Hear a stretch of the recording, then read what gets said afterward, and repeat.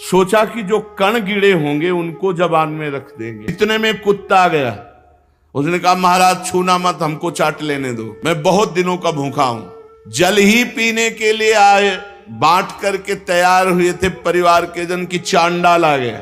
नमस्कार दोस्तों, राधे राधे, श्री अरविंद। कैसे आप सब? आज हम पूज्य महाराज श्री के श्रीमुख द्वारा बहुत ही सुंदर प्रसंग सुनने वाले हैं। चलिए आज के पावन प्रसंग को शुरू करते हैं। परम पवित्र त्रिभुवन को पावन करने की सामर्थ्य रखने वाले महाराज रंतिदेव। रंतिदेव जी निरंतर भगवान में स्थित रहते और कोई भी आ जाए कुछ भी मांग ले, जो है उनके पास सब कुछ दे देते थे। निरंतर भगवान में भजन, कोई उद्योग ना करना और मांगने वालों को कभी विमुख न जाने देना।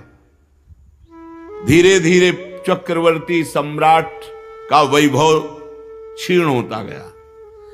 ऐसी स्थिति आ गई कि खाने को नहीं रह गया। उद्योग रहित, निरंतर भजन में स्थित और जो आ जाए मांगे सो दे दे। महाराज रंतिदेव बहुत बड़े दानियों में सर्वश्रेष्ठ, भगवत भक्तों में महान। यहां तक कि कई कई दिन भोजन मिलना दुश्वार हो गया। चक्रवर्ती सम्राट रंतिदेव जी, पूरा कुटुंब 48 दिन तक बिना भोजन के जीवित रहा। मांगना है नहीं किसी से, क्योंकि स्वयं राजा थे। मांगने वाला है, वापस जाना नहीं। स्थिति आ गई, उद्योग कुछ करना नहीं, निरंतर भजन में डूबना। 48 दिन तक पूरा परिवार 48 दिन पानी भी नहीं पिया। 49वें दिन प्रातः काल भगवत प्रेरणा से कुछ घी, खीर, हलवा, जल उपस्थित हुआ। 48 दिन के भूखे तो परिवार के लोग देखते ही एकदम, परंतु ज्यों ही वो भोजन का भोग लगा रहे थे कि भगवान अतिथि रूप में आ गए, ब्रह्म ऋषि के रूप में। रंतिदेव ने रोक दिया, परिवार बिल्कुल छूना मत, अतिथि भगवान आए। बैठ करके काफी मात्रा में हलवा और जो जो था सब खा के, जल ठंडा पी के, अभी वो जो बचे हुए कुछ कण थे उनको बांट करके प्राण पोषण के लिए पाना ही चाहते थे कि एक दूसरा अतिथि आ गया दरिद्र रूप में, महाराज रंतिदेव। रंतिदेव भगवान के स्मरण किए और वह जो बचा हुआ है दे दो। बचे हुए को अन्न में वो जो अतिथि रूप में आए हुए भगवान थे वो पा लिए। सोचा कि जो कण गिरे होंगे उनको जबान में रख देंगे, प्रसाद हो जाएगा तो कुछ तो प्राण का। इतने में कुत्ता आ गया। उसने कहा महाराज छूना मत, हमको चाट लेने दो, मैं बहुत दिनों का भूखा हूं। रंतिदेव ने वो भी इसके बाद भगवान का स्मरण किया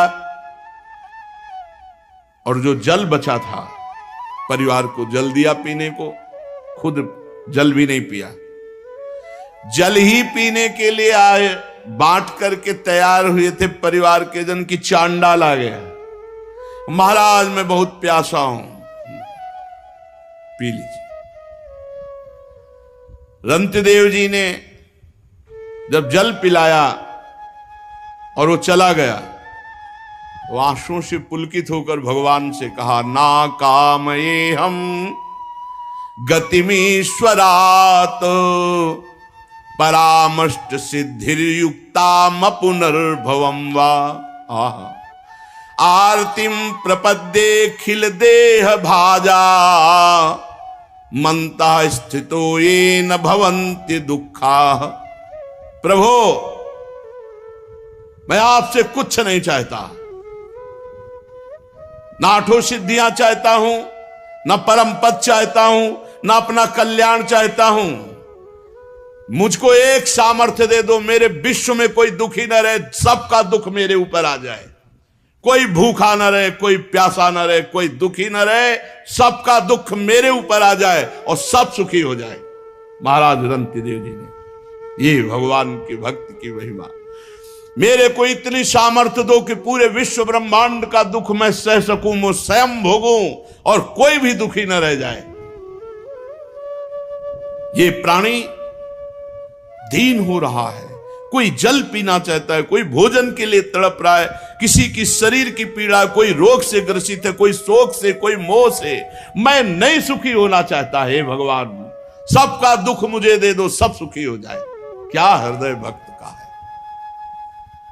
रंतिदेव जी ने भगवान से जो ही प्रार्थना की तो कुत्ता, चांडाल, भूखा अतिथि और ब्रह्म ऋषि, वो कोई और नहीं थे, स्वयं भगवान ब्रह्मा, शंकर, हरि, धर्म, स्वयं मूर्तिमान त्रिभुवन के स्वामी ब्रह्मा, विष्णु, महेश धर्म सहित प्रकट हो गए। रंतिदेव जी लड़खड़ाते हुए उठे और चरणों में गिर गए। भगवान ने कहा, आखिरी परीक्षा तुम्हारी थी, तुम इतने 48 दिन के भूखे फिर भी अपने लिए नहीं रखा और पानी तक कुत्ते को दे दिया।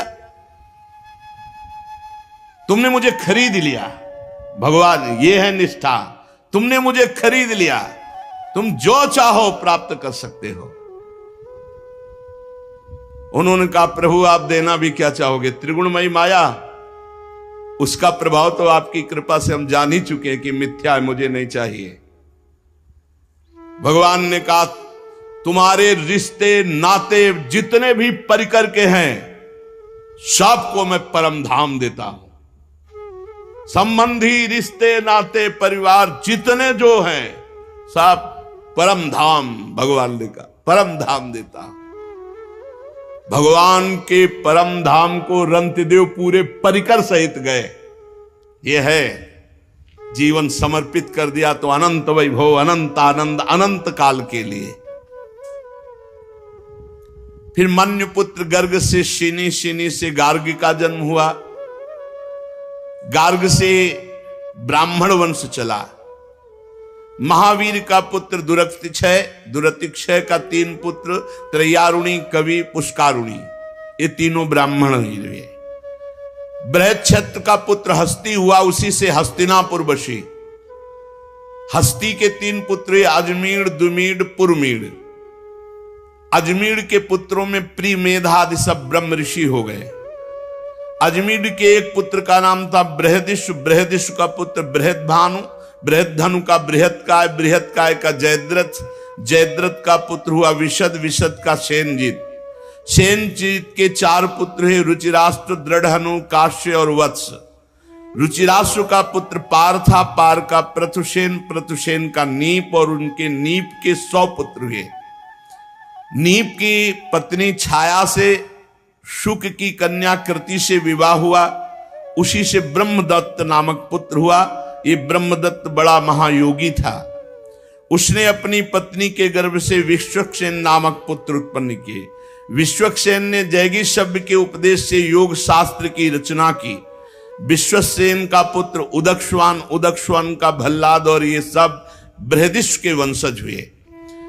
द्रुमीड का पुत्र यवीनर, यवीनर का कृतिमान, कृतिमान का सत्यधृत, सत्यधृत का दृढ़नेम, दृढ़नेम का पुत्र सुपार्श। ये सब भगवद वंश के हैं।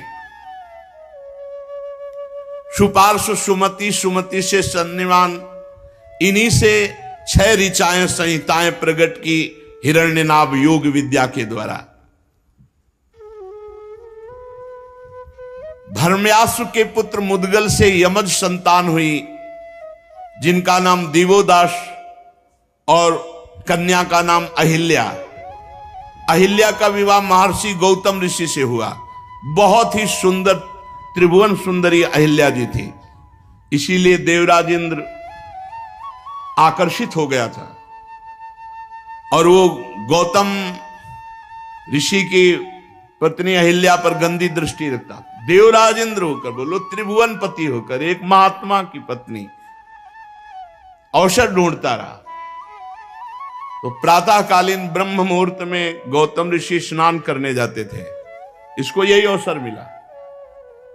तो ब्रह्म मुहूर्त नहीं था, उसने अपनी माया से उस समय मुर्गा बोलते वही प्रातःकालीन माना जाता था, घड़ी आदि तो थी नहीं, तो 2 बजे के पहले ही आवाज हुई।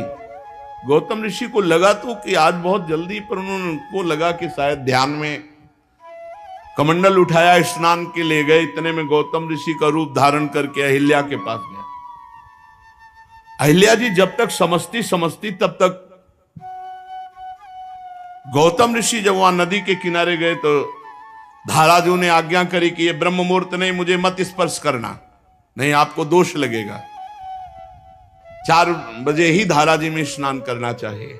रात्रि में जैसे 2 बजे है, 1 बजे, ये स्नान धारा जी में नहीं करना चाहिए, मर्यादा है। देखो ना, नंद बाबा गए थे तो वरुण के पार्षद ले गए थे। अब जब गौतम ऋषि वापस लौटे, उनको कुछ गड़बड़ लगा कि मेरे साथ माया के द्वारा कोई छल हुआ। इतना कौन सामर्थ्यशाली है कि मेरे को माया से वशीभूत कर ले। तो गए तो देवराज इंद्र गौतम ऋषि के रूप में अहिल्या के साथ। तो उनका कौन है तू धूर्त, जो मेरा रूप धारण किए? अब भयभीत होकर इसे अपने असली रूप में आना पड़ा, देवराज इंद्र के रूप में। कहा अच्छा, त्रिभुवनपति होकर, सर्व पूज्य होकर तू इतना निंदनीय कार्य करेगा? भग बहुत प्रिय है ना तुझे? जा 1000 भग का श्राप देता हूं, पूरे शरीर में तेरे भग हो जाए। मूत्र द्वार को भग कहते हैं। जा पूरे शरीर में 1000 भग हो जाए। अब 1000 भग हो जाए जिसके शरीर में, अब उसकी क्या दशा होगी? देवराज इंद्र है, घृणित कार्य का ऐसा दंड, चरणों में गिर पड़ा, रोने लगा। महात्मा गौतम जी के चरणों में गिर गया, रोने लगा, महाराज क्षमा करो और उद्धार करो मेरा, मैं कैसे सिंहासन पर बैठूंगा? तो बोले तब तक भोगना पड़ेगा जब तक रघुवंश में रामचंद्र जी का प्रादुर्भाव नहीं होता, तब तक भोग। और जब राम जी प्रकट होंगे, उनके दर्शन करने के लिए जाएगा तो यही भग 1000 नेत्रों में परिणित हो जाएंगे। शास्त्र नेत्रधारी भगवान इंद्र कहे गए। अहिल्या जी से कहा तुझे इतना ज्ञान नहीं कि तेरा पति का स्पर्श और अन्य का स्पर्श का कोई भेद नहीं? वो पति का रूप तो धारण कर सकता, लेकिन स्पर्श पत्थर की तरह पड़ी रही, तुझे ज्ञान नहीं रहा। जा, मैं तुझे शाप देता हूं कि तू पाषाण बन जा। तो उनका महाराज माना मेरी गलती, लेकिन आपका रूप था, बहुत विनय की। तो उनका जब भगवान श्री राम वनवास में आएंगे और तुम्हारा स्पर्श चरणों से करेंगे, तब तुम अपने स्वरूप को प्राप्त हो जाओगी।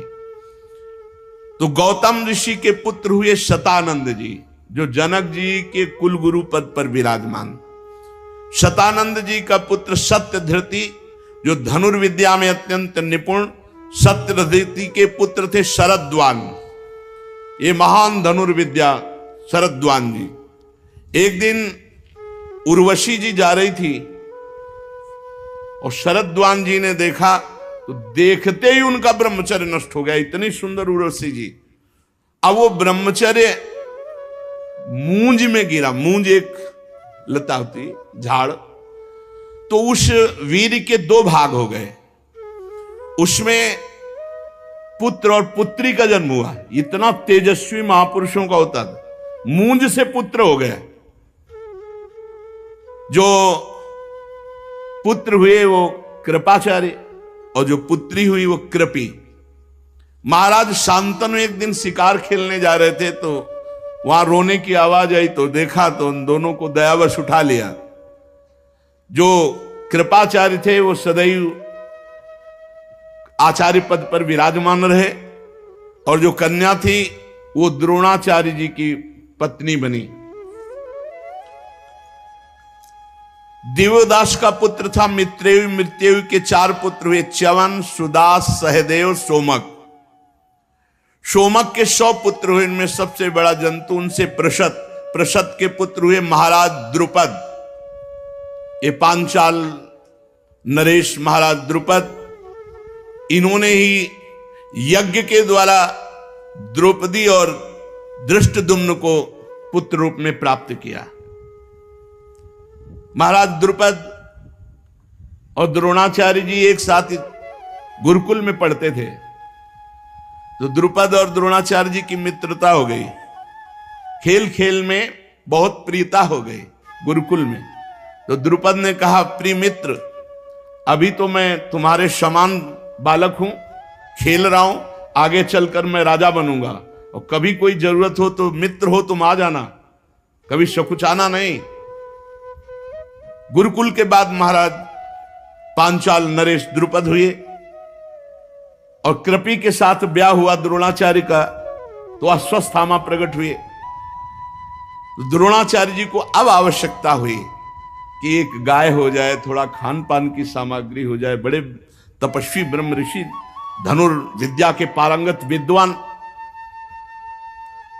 याद आया द्रोणाचार्य जी को द्रुपद की बात, क्यों मेरा मित्र है। जाके दरबार में कहा, महाराज द्रुपद से कह दो तुम्हारे मित्र गुरुकुल के द्रोणाचार्य पधारे हुए हैं। द्रुपद ने कहा, भेजो सामने। तो ब्राह्मण ब्रह्म ऋषि का वेश, तेरी और मेरी मित्रता होगी। द्रोणाचार्य जी ने कहा, द्रुपद सावधान, मैं कोई ऐसा वैसा ब्राह्मण नहीं हूं, धनुर्विद्या का प्रकांड विद्वान हूं। अगर तुम अपने राज्य क्षेत्र में राजा हो तो मैं अपने क्षेत्र में इतना बलवान हूं कि तुम्हें रौंद सकता हूं। अरे उनका जो कुछ चाहिए तुम ले ले और भिखारी यहां से बाहर हो। कहा, रहने दो, लेकिन मैंने तुम्हें मित्र माना है, इसलिए तुम्हें दिखाऊंगा कि मैं भिखारी हूं कि राजा हूं। गए तो कौरव और पांडव खेल रहे थे गुल्ली डंडा। एक गुल्ली कुएं में चली गई और वो द्रोणाचार्य जी गए, क्षत्रिय राजकुमार होकर ऐसे देख रहे, देख सींग उठाया, मारा ऐसे गुल्ली को उठा के ऊपर। सब, आप कौन हैं, आप कौन हैं? तो उनका, मैं तुम्हें धनुर्विद्या सिखा सकता हूं यदि भीष्म पितामह मुझे और मेरी संतान की रक्षा कर सके। जब भीष्म जी से राजकुमारों ने जाके कि ताऊ जी कोई ऐसा ब्रह्म ऋषि है जो ऐसा ऐसा किया, तो बोले द्रोणाचार्य हो सकते हैं। बाहर निकल के आए, देखा द्रोणाचार्य, प्रणाम किया और कहा, राजकुमारों की भी इच्छा है और हमारी भी इच्छा है, हम कृपी से अश्वस्थामा का राजकुमार की तरह पालन करते हैं, आप हमारे राजकुमारों को धनुर्विद्या की शिक्षा दे। पारंगत किया कौरवों और पांडवों को। परीक्षा में एक पक्षी टांगा वृक्ष पर और कहा, निशाना इसके नेत्र पे मारना है। युधिष्ठिर, तुम्हें क्या दिखाई देता है? तो उनका वृक्ष, पेड़ की डाल और चिड़िया। बोले, रख दे धनुष बाण।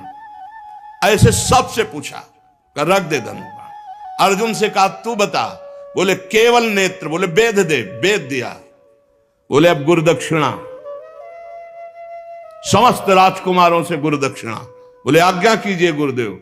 बोले, ललकार करके द्रुपद को जाकर परास्त करके केस पकड़कर हमारे चरणों में डालो आकर के, जा।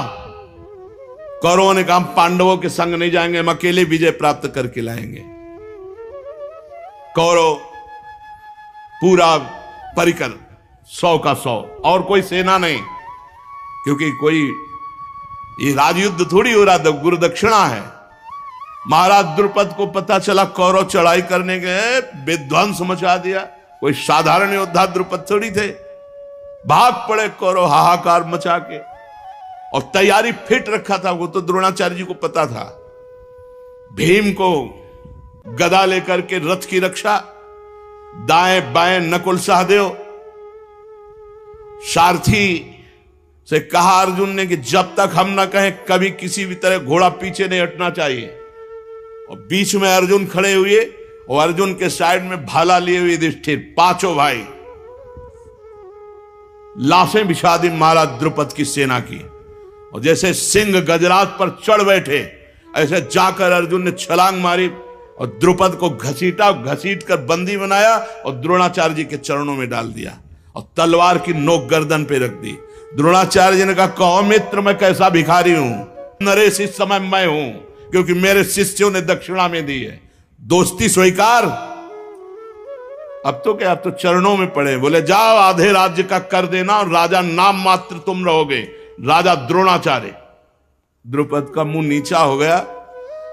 अब तो उन्होंने कहा, जीना धिक्कार है, एक ब्रह्म ऋषि ने मुझे परास्त कर दिया, मैं क्षत्रिय होते हुए अब मैं ब्रह्म ऋषियों से ही ब्रह्म ऋषि का नाश कराऊंगा। रुपये का बल राजा, तो जिस ऋषि से जाके कहते हैं ऐसी यज्ञ कराओ कि द्रोणाचार्य को मारने वाला राजकुमार पैदा हो जाए, कोई नहीं तैयार होता। तो एक लालची दो भाई थे पर बड़े तपस्वी थे। ऋषियों ने बताया कि वो तुम्हारे पैसे के लालच में आ जाएंगे। द्रोणाचार्य जी गए, बोले करोड़ अरबुद जितनी गाय चाहिए, जो चाहिए वो सब दूंगा, लेकिन यज्ञ के द्वारा एक ऐसा वीर पैदा होना चाहिए जो द्रोणाचार्य का गला उतार सके। उनका पक्का। यज्ञ हुई तो यज्ञ से अंदर इच्छा थी द्रुपद के कि ऐसा वीर अर्जुन जैसा मैंने नहीं देखा। अगर मेरे पुत्री होती तो मैं अर्जुन को दामाद बनाता।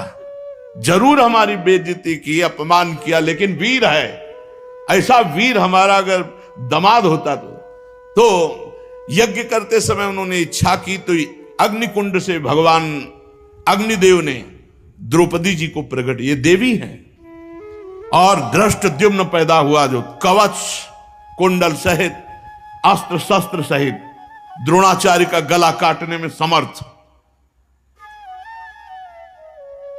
धृष्टद्युम्न का धर्म्याश्व और नरपति ये सब पांचाल कहलाए।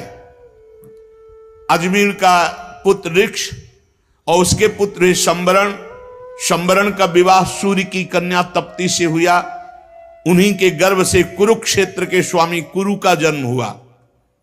कुरु के 4 पुत्र हुए, परीक्षित, सुधन्वा, जन्नु, निषधाश्व। सुधन्वा से सुहोत्र, सुहोत्र से च्यवन, च्यवन से कृति, कृति से उपरिचर वसु और उपरिचर वसु से बृहद्दत्त। ये उपरिचर वसु बड़े ही महान भागवत थे। ये अपने तपोबल से ब्रह्मलोक प्राप्त किया और ब्रह्मलोक में बैठे हुए थे। वहां देवी गंगा पधारी। उपरिचर वसु की एकदम दृष्टि गई, सब सर झुकाकर खड़े हो गए, लेकिन ये गंगा जी की तरफ देखते रहे और गंगा जी भी उपरिचर वसु की तरफ देखती रहे। ब्रह्मा जी ने कहा, ब्रह्मलोक की मर्यादा के विरुद्ध तुमने दृष्टि डाली, इसलिए तुम दोनों मृत्यु लोक को प्राप्त हो, और तुम्हारी परस्पर आसक्ति देखी गई, इसलिए तुम पति पत्नी के रूप में प्राप्त हो। उपरिचर वसु हुई महाराज शांतनु के रूप में प्रकट हुए और गंगा जी ने उनको पति रूप में प्राप्त किया। बृहद्दत्त कुशाम्ब मत्स्य प्रत्यग्र चेदीप और चेदी देश के राजा हुए। बृहद्दत्त का पुत्र कुशाग्र, कुशाग्र का ऋषभ, ऋषभ का सत्यहित, सत्यहित का पुष्पवान, पुष्पवान के जहु नामक पुत्र हुआ। और बृहद्रथ की एक पत्नी से एक टुकड़ा और दूसरी पत्नी से 2 टुकड़ा ऐसे प्रकट हुए।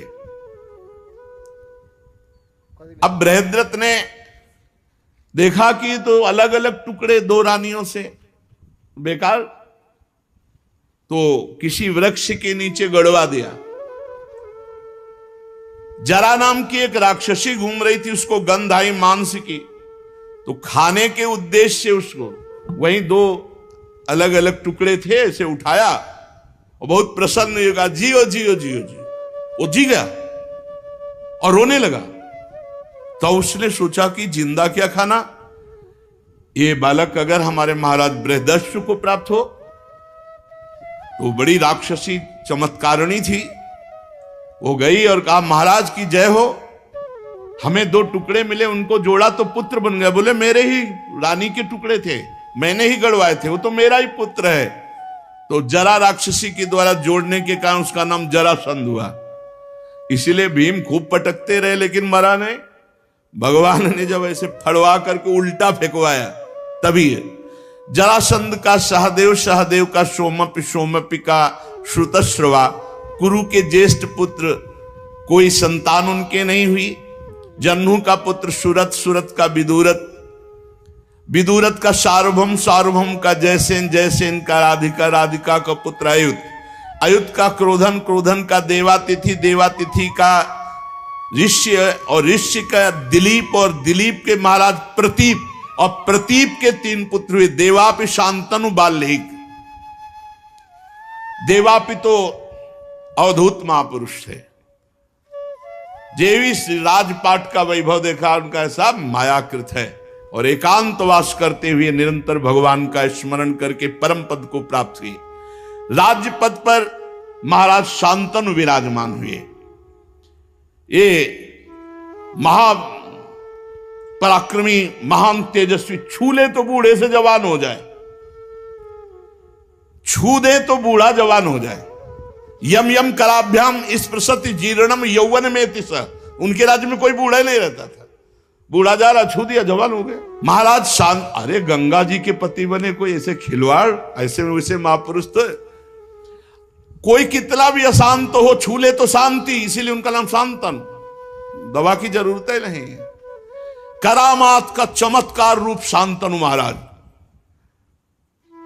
एक बार शांतनु जी के राज्य में 12 वर्ष तक इंद्र ने वर्षा नहीं की,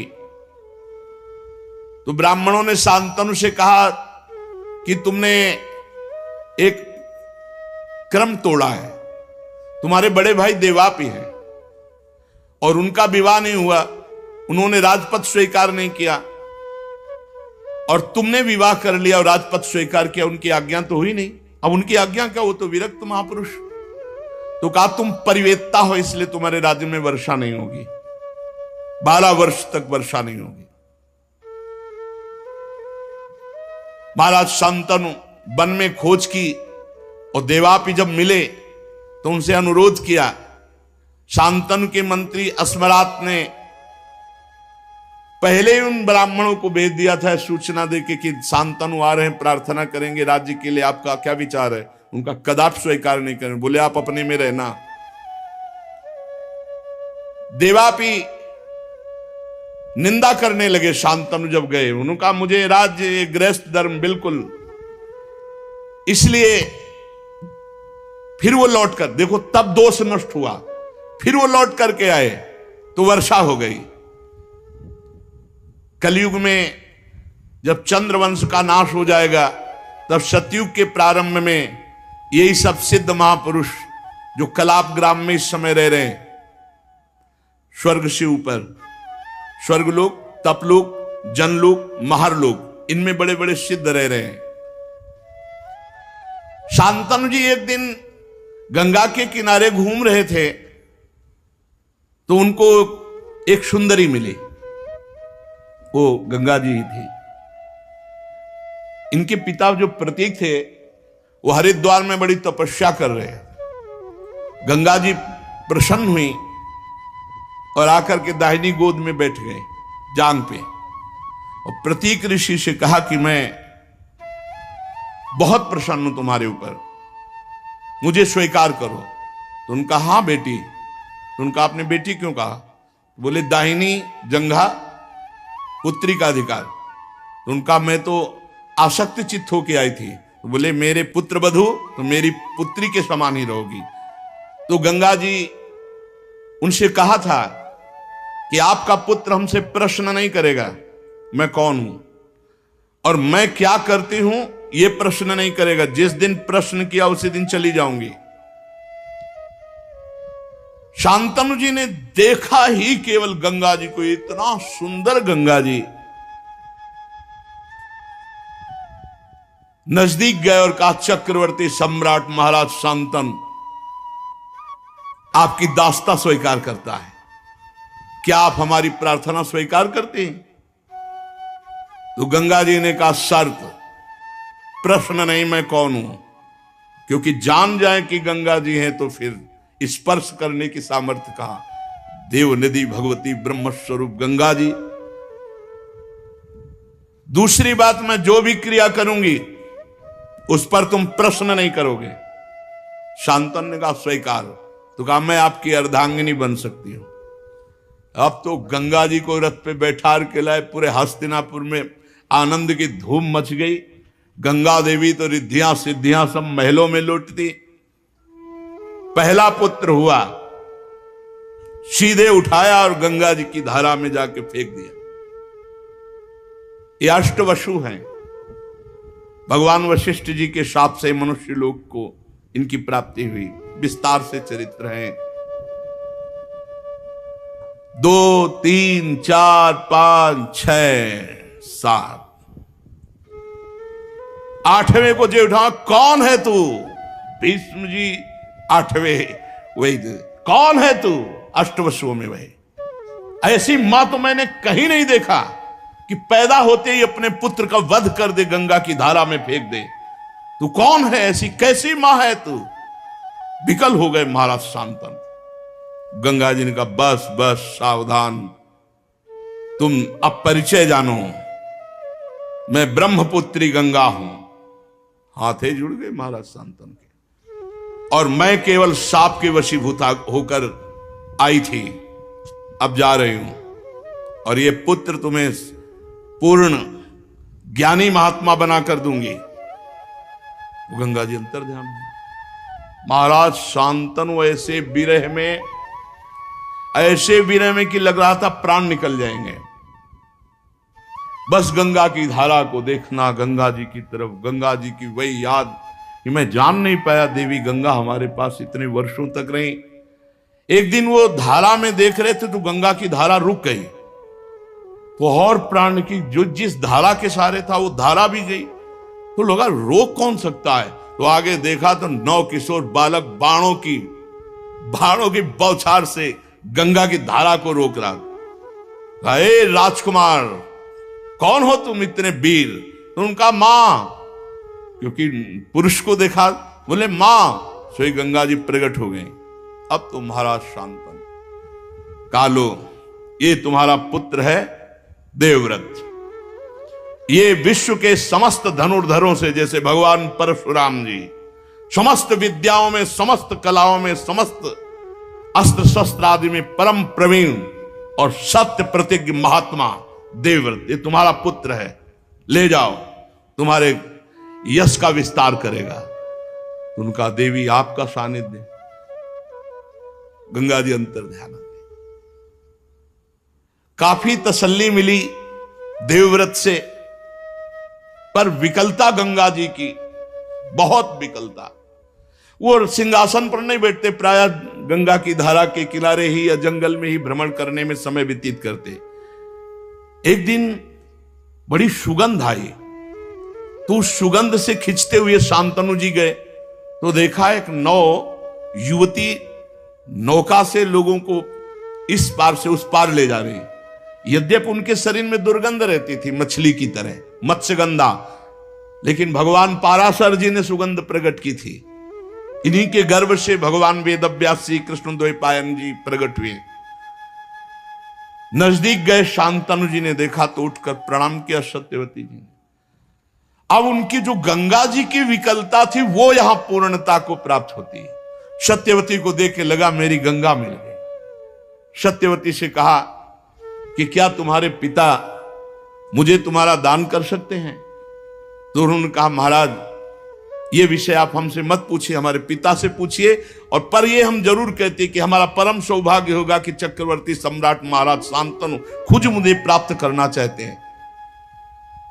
उसके पिता के पास गई तो मछुआरा थे, देख करके कांप गया कि महाराज शांतनु हमारे दरवाजे आए, कुटिया में प्रणाम किया साष्टांग। महाराज तो उनका मैं तुमसे मांगता हूं कि सत्यवती का हाथ हमें दे दो।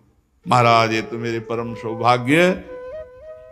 पर महाराज विचारणीय विषय सुना है, आपके एक राजकुमार है और वो प्रथम राजकुमार हस्तिनापुर का चक्रवर्ती सम्राट बनेगा, ये मैं बर्दाश्त नहीं कर सकता। अगर आप मेरी पुत्री के द्वारा हुए पुत्र को राज सिंहासन पर बैठा ले, अभी दे दूं। शांतनु ने कहा अपने सुख के लिए ऐसा नहीं कर सकता, वापस हो। अब और भी रहे सत्यवती का। भीष्म जी जो देवव्रत के रूप में अभी तक थे, उन्होंने देखा, सारथी से कहा देखो तुम हमारे पिता तुल्य हो, पिता की एकांतिक बात जानते हो, कहां गए पिता जिसके कारण पुनः शोक को प्राप्त हो गए? महाराज ये हमारे महाराज की गुप्त बात होती है, लेकिन आप पुत्र हो इसलिए बताता हूं, वो एक युवती पर आकर्षित हो चुके हैं, कैसे प्राप्त होगी? महाराज बस मैं इतना कहता हूं, एक युवती पर आसक्ति थे और वो अमुक जगह है। भीष्म जी ने कहा मुझे ले चलो। भीष्म जी वहां गए और प्रणाम किया और कहा क्या शर्त है तुम्हारी? बोले महाराज मेरा तो सौभाग्य है महाराज, शांतनु हमारी पुत्री को स्वीकार करेंगे, लेकिन आप राजगद्दी पर जब बैठेंगे तो हमारी पुत्री के जो संतान है उसका क्या महत्व रहेगा। बोले आजीवन के लिए नियम लेता हूं, राज सिंहासन पर कभी नहीं बैठूंगा। तो आप नहीं बैठोगे तो आपके पुत्र तो बैठ सकते हैं। तो मैं अपने पिता के सुख के लिए आजीवन बाल ब्रह्मचारी रहूंगा, कभी ब्याह नहीं करूंगा, कभी मैथुन धर्म को स्वीकार नहीं करूंगा, और जो सिंहासन पर बैठेगा आजीवन उसकी रक्षा करूंगा। अब तो कांप गए, देवता लोग पुष्पों की वर्षा करने लगे। उसी दिन से देवव्रत का नाम भीष्म हुआ और सत्यवती को बैठाला और आकर पिता को दिया। जेही कैसे? उनका पिताजी आपको केवल सत्यवती से मतलब। तब सारथी ने बताया कि महाराज देवव्रत ने भीष्म प्रतिज्ञा कर ली कि आजीवन बाल ब्रह्मचारी रहेंगे, कभी मैथुन धर्म को स्वीकार नहीं करेंगे, कभी राज सिंहासन को। आंसू आ गए। तेरे जैसा पुत्र मेरे सुख के लिए अपने जीवन के सुख का न्यौछावर, तो जा मैं वरदान देता हूं इच्छा मृत्यु का। मृत्यु किसी इच्छा के अनुसार नहीं आती, वो अपने इच्छा अनुसार रौंदती है, लेकिन जब तक तू नहीं चाहेगा मृत्यु तेरा स्पर्श नहीं कर पाएगी। शांतनु जी के भीष्म जी प्रकट हुए। शेष चर्चा आगे। श्री राधा वल्लभ लाल की।